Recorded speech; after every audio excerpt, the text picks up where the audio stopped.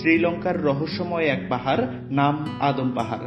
নানা কারণে এই পাহাড়টি রহস্যে ঘেরা। এর উপরে রয়েছে বিরাট আকারের এক পায়ের ছাপ। রহস্য তা নিয়েই। এ পায়ের ছাপকে সব ধর্মের মানুষই পবিত্র হিসেবে মনে করে। শতাব্দীর পর শতাব্দী ধরে বিশ্বে নানা রকম পায়ের ছাপ পাওয়া গেছে, তা নিয়ে রয়েছে নানান জল্পনা কল্পনা। এসব পায়ের ছাপ এক একটা এক এক রকম, আকৃতিও নানা রকম, কিন্তু এসব পায়ের ছাপ সম্পর্কে মানুষের জানার আগ্রহ দীর্ঘদিনের। এমনই এক পায়ের ছাপ আদম পাহাড়ে। শ্রীলঙ্কার মুসলমানরা বিশ্বাস করেন পৃথিবীর আদিমানব হযরত আদম আলাইহিস সালাম প্রথম শ্রীলঙ্কায় পদার্পণ করেছিলেন।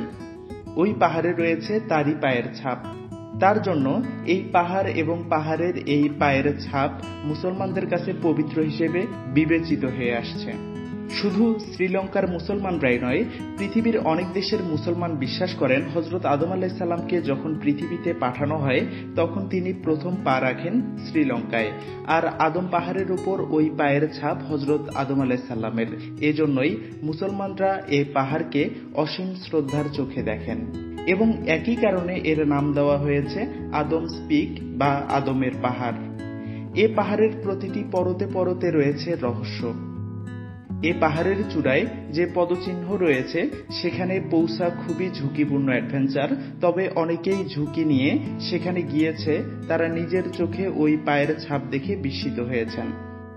এই পায়ের ছাপ শুধু মুসলমানদের কাছেই নয়, একই সঙ্গে বৌদ্ধ, খ্রিস্টান ও হিন্দুদের কাছেও পবিত্র। তারা মনে করেন তাদের ধর্মের সঙ্গে এর রয়েছে ওতপ্রোত সম্পর্ক। আপনারা দেখছেন গল্পটা।